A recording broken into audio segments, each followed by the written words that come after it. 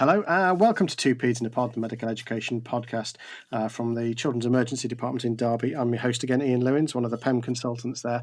And this is a really special episode for me. We're talking PIC again today with Tom Waterfield, who is the lead author in the very, very recently published PIC study, published in the Lancet Infectious Diseases. Good evening, Tom. How are you today? I'm good, thanks, Ian. It's good to speak to you again. It's a real pleasure to have you back. And this is a really important paper. Just to give a quick background for those people not familiar, we recorded a while ago, and that's why it's really nice, is that it's really great to have somebody on talking about the paper pre and then talking about the paper post. But it was episode 28, and we talked about the background to PIC, which basically said, look, kids who are hot with a non-bleaching rash are unlikely to have meningococcal disease, but they might do, and we don't want to miss them. We've got lots and lots of national guidelines. We're not quite sure which one's the best. And actually, we haven't really looked at them since the introduction of the Men-B vaccine. So how do they perform now? Is that about right? Yeah, spot on. Yeah, that's exactly the kind of background to this. I think the other thing to add in there is just the landscape's shifted a bit in terms of vaccinations as well. So certainly a lot of the previous evidence was pre-99, pre-Men-C vaccine, let alone Men-B. So there was a feeling that the risk in the room, as Damien likes to talk about, or the pre-test probability had fallen, when the risk of meningococcal was lower than when some of those guidelines were first developed.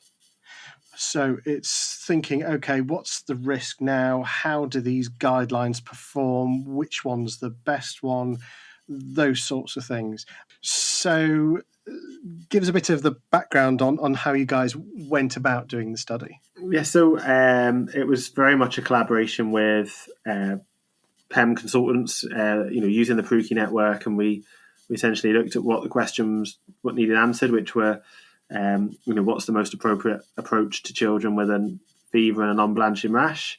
And we designed a multi-site prospective study with a view to collecting data as the child came in, and we collected that data in real time as much as we could, and certainly before the kind of diagnosis was known.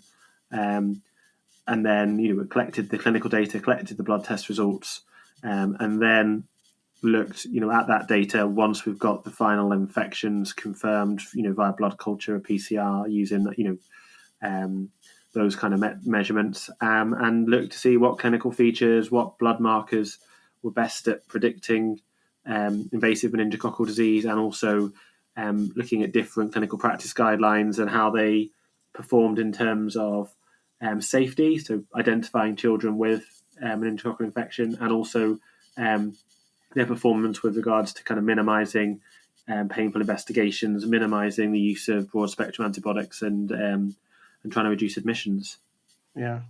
So your inclusion criteria is kids under 18 coming to, I think it's 37 paediatric EDs in the UK over a 16-month period, and you've got to have a fever and you've got to have a new onset non-bleaching rash suggestive of meningococcal infection. That's about right, isn't it? Yeah, that's right, yeah. And in total, it's about 1,500 patients? So screened, 1,329 were included in the final analysis, allowing for some patients to be excluded for various reasons, and a few children with incomplete data sets. Yeah. And median age is quoted as sort of 24 months, of which 60% were boys, which I thought was slightly interesting. And higher within those with meningococcal as well. Actually on the univariate analysis, it was significant in terms of being male increased your risk. I mean, the thing to say there is, just looking at it in front of me, I think we've got 20 odd different variables, and actually some of those were composite. So within the actual data collection, some of those were actually 4 or 5 different features. So there is an element of, if you look for enough things, you will find some signals which are not valid, and that's why we then did the kind of multivariable analysis. And some of those things like gender dropped out as not being significant. So, but yes, that's true. There was slightly more boys. Yeah. And you also looked at, as you say, vaccination rates as well, both with men B and men C. And they weren't bad. I don't know what's good, but they weren't bad, were they? Yeah, so the vaccination rates were kind of as you'd expect. So I think we've got vaccinations up to date were 96% for those overall, Yeah. and for the MenB and MenC vaccine, 73% that had the MenB vaccine, 77 that had the MenC. That's not because people haven't taken them; it's just due to the ages. So some of them weren't old enough to have had the MenC vaccine, for example. You know, that kind of thing. Yeah. So some of them were too old to have had the MenB vaccine. They missed that 2015 Yeah. introduction. So it just depended on the age, really. Yeah, and I suspect that potentially that might change over time as well as we go forward to Yeah, hopefully a I much think the higher. numbers were high enough to say that actually we've got a well protected, vaccinated population. And it was interesting because I think one of the things that don't forget the bubbles review was excellent, but one thing they did say was to be careful about unvaccinated children because we didn't have data on it. We do have data on it. I'm looking at it. It's in the paper, but it's hard to maybe pick up everything. So we didn't Mm, find a significant difference really in terms of vaccinated, or unvaccinated. There's maybe a hint towards those without MenB vaccine, maybe very slightly increased risk, but nothing significant, nothing mm, convincing, and that would fit. Vaccines tend to be more of a kind of about the herd immunity rather than the individual. But yeah. Okay. So there's your patients, and then your positive case is, as you said, positive growth from a body sample, so CSF or blood, and positive PCR. And you checked again for sort of reattendance within 7 days, and importantly, confirmed cases with the public health agency, didn't you? yeah, so that was one. Just to clarify that, so every hospital has to prepare its reports to public health. And obviously, there's not one public health agency because we covered Scotland, Northern Ireland, and England. So we actually got the laboratories to check their records that they keep for public health. Just in case you get a Public Health England doctor right in to say, hold on, I don't know Yeah. about this. So the hospitals have to prepare the lists that they then submit to public health. So we ask them to cross-reference that list within Yeah. each hospital against the patients. So it's slightly semantics, but yeah. So public health notifications at each hospital were checked. Yeah. And in terms of outcomes, you had a primary outcome and you had some secondary outcomes. Yeah, so I mean, the primary outcome really here was just around, invasive meningococcal disease. We then also looked at, any invasive bacterial infection as a kind of secondary outcome, and then some of our other metrics were around, number of blood tests performed, number of children requiring antibiotics, that kind of, other aspects. But primary outcome, confirming meningococcal infection. Okay, right. So that's the background. That's the bit we all knew. What are the exciting results? What did you find? So, I mean, I think the first thing we've confirmed what a lot of people have been telling us that meningococcal disease is now uncommon. 1% of children, 19 cases out of 1,329 presentation have meningococcal disease. So, we can no longer say, 10%, or I've even heard 20% used before. Children with a non-blanching rash will have underlying meningococcal infection. So that's probably on its own a really important finding. So the risk is much lower. And I The think other one was really sorry. Go on. Yeah, I was going to say, I think that's, as you say, that's very much reflected in what people actually see on the shop floor. It's gone from being something that, as I saw as an SHO 20 years ago, we would see, one or two a month. I think I've seen one in the last 2 or 3 years. Yeah.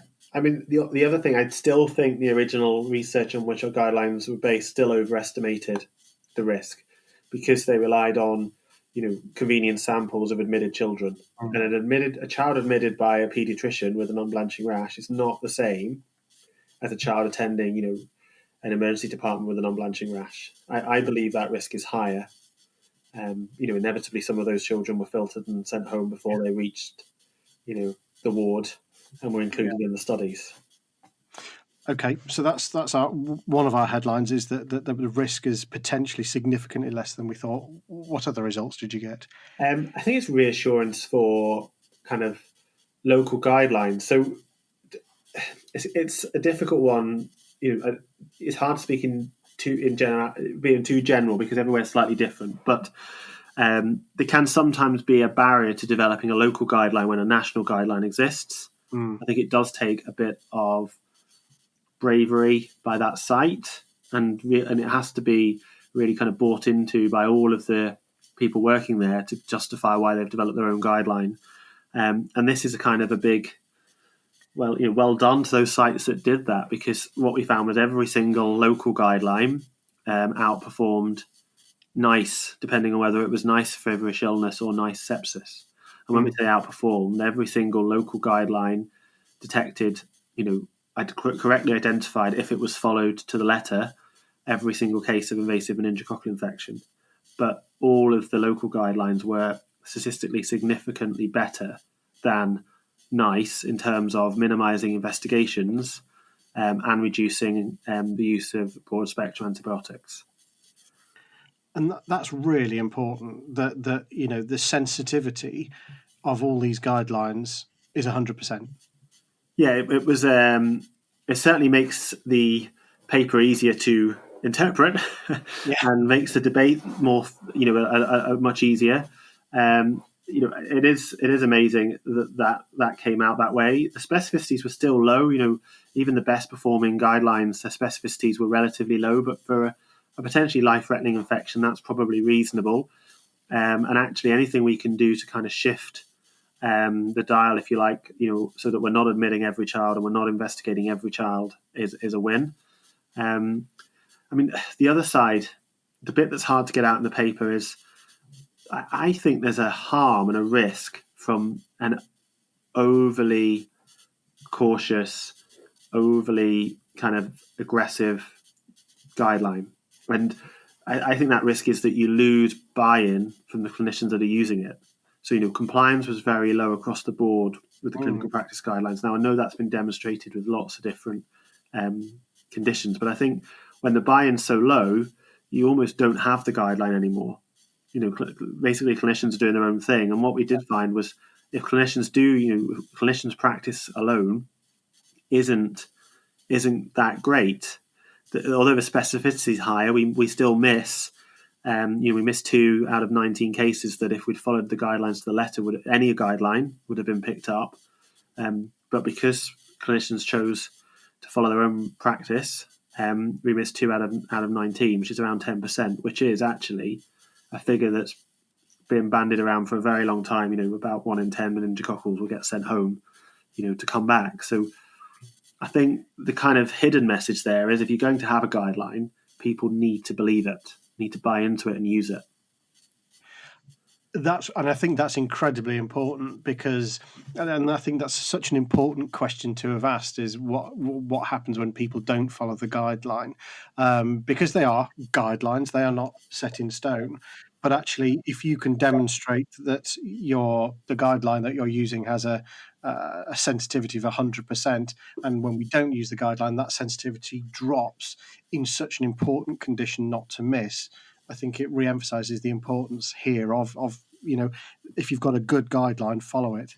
Yeah, I think that's the thing. So if your guideline says every single child has a blood test, essentially nearly every child will be investigated, and receive antibiotics. In a busy emergency department, when you're seeing huge amounts of children and lots of children with this presentation, it's inevitable that you're going to have to deviate. And when you're deviating without anything else, we're falling back on our own practice. If we look at this, if we look at the clinician practice, so 86% of children had a blood test. If they'd followed London or Nottingham, which were the top 2 performing guidelines, 75 or 78% respectively would have had a blood test. So we would have reduced the investigations. In terms of cost, clinician practice, £425 per patient, based on the kind of algorithm we used, going up to 490 for the London guideline, but not factoring in the potential cost of litigation from the 2 missed cases. So it's not that, oh, well, actually, if we follow a guideline here, we're going to be doing lots more tests and it's going to be hugely expensive. Actually, we're saying if you follow a good guideline that people buy into and, can get behind, actually, we can reduce blood tests, and we can keep costs down compared to, say, NICE, which is coming in £650, £660 per patient, depending on which guideline you used.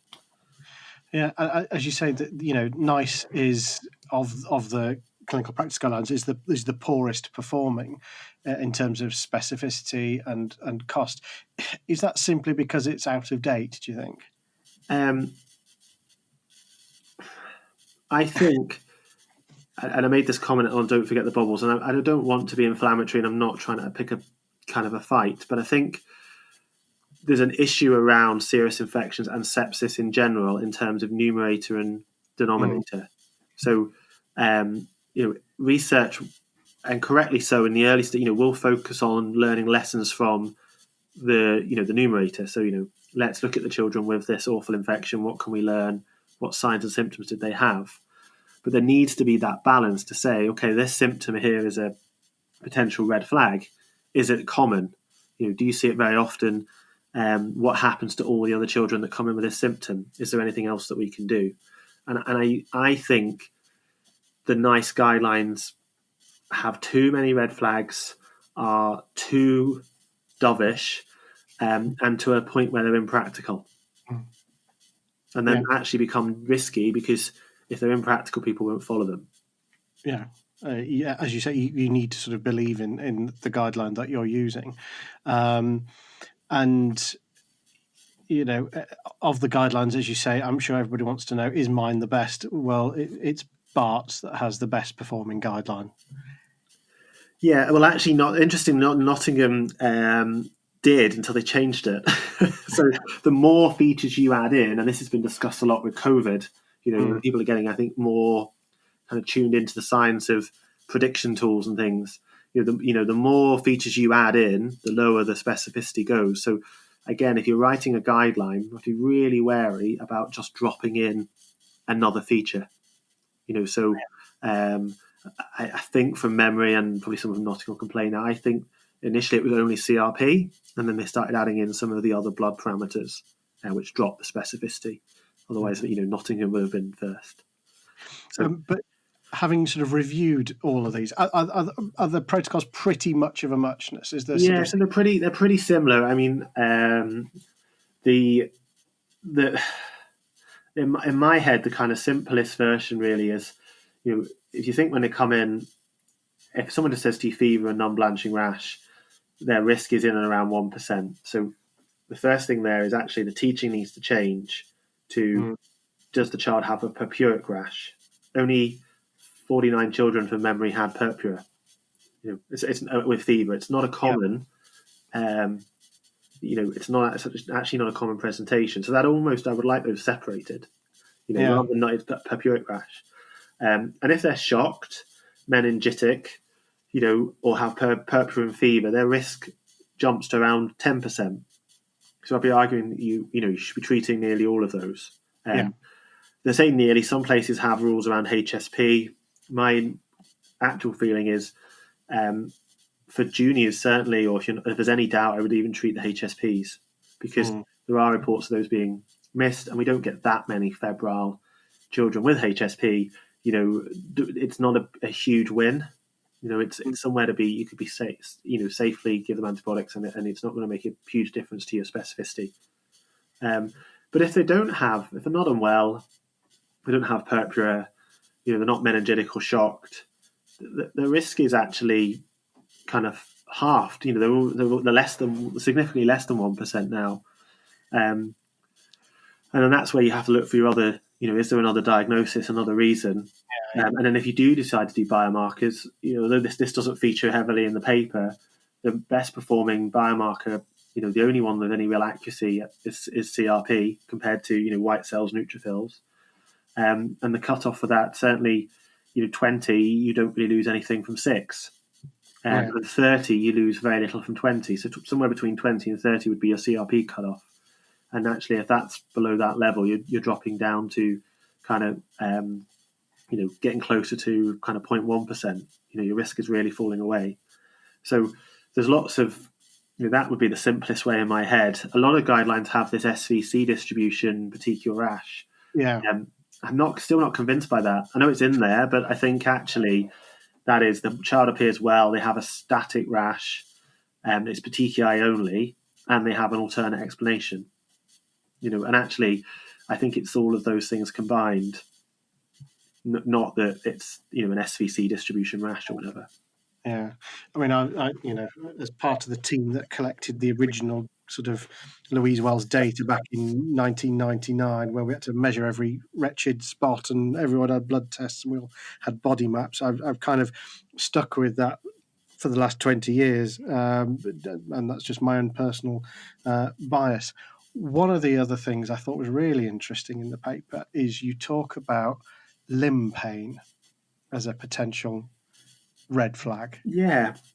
So that was surprising. That came out that held up through the multivariable analysis. So, I think if it's there and it's reported in the context of a fever and non-blanching rash, it's probably real. The issue here is that may well drop in specificity as we ask more about it.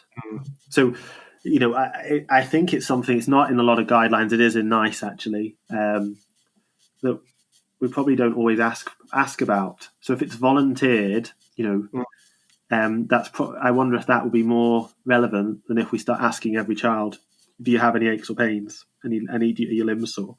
Does that make sense? Yeah, you might find that if we ask everyone for it, the specificity of that will fall. Yes. Because it's something that wasn't maybe routinely asked for, but when volunteered, actually was quite significant.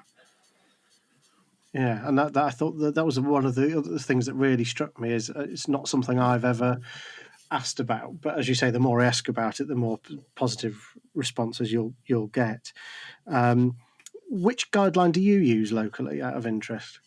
So I'm kind of just changed. So in Belfast, we technically use the NICE guidelines, although I don't think it's unfair to say there's a lot of kind of clinical judgment used with that. I always quite like the Nottingham guideline before they changed it. The London one's very similar. I think they're pretty interchangeable. They're nearly all the same, apart from adding in. You can just see, you can almost imagine being in the room when they were putting the guideline together, and someone said, "Let's just add in. Don't forget about tachypnea. We must have that. Okay, And by the end of it, you've got so many features that you lose your specificity. I would love to. There's a guideline that's going around at the moment that's being put up for consultation from Sheffield Children's Hospital, which is very good, that Edward Snelson's put together. So that looks very promising, and I have run that through the data for him, and it is performing well. But I'm sure he'll promote that himself. I look forward to that. And so, with the kind of the data you've got, are there any other sort of things that you can look at as well as what you've just already published? So we have already published stuff around LAMP. So we use loop-mediated isothermal amplification of throat swabs. So meningococcal, we typically enters through the nasal oropharynx, and we think it can be detected in quite high levels in those with invasive meningococcal disease. There is carriage, but carriage is actually relatively low, especially in younger children. And we found that if they had evidence of meningococcal DNA in the oropharynx in the context of a fever and non-blanching rash, that was excellent actually in terms of a marker. But it's expensive and fiddly, so unlikely in a kind of low prevalence setting to be justifiable. We looked at procalcitonin, and we had very few. That was only done at limited sites, so very few children with meningococcal included in that. But the performance, we did look at it with other infections, was similar to CRP. Really, wasn't hugely better. So, and then we did some other work around some other biomarkers, but in quite small numbers. So, they were the other kind of outputs. But I think the main thing that's useful to people is around the clinical practice guidelines. and kind of giving people that confidence that the risk is relatively low. You can safely develop your own guidelines, and then obviously some of the features there that you may want to use or include in them. My last question, just as a thought, was obviously the inclusion criteria for this was kids with fever. Did you encounter any kids who had meningococcal disease who presented without fever, or would they have been excluded from this data? So the two that were missed, if you like, were also febrile, I believe. But you do have children in there with kind of 38 degrees, only temperatures. There wasn't anything about the actual, kind of this. It wasn't looked at. It wasn't a variable that was useful. So we looked at it. The height of the fever wasn't helpful. And there were certainly children with low level temperatures in there. Yeah. Okay. So, well, Tom, look, this is a great paper, and I just really wanted to add my congratulations to you on this. I think it's something that many people are going to be really interested in, and will be reading over the coming weeks.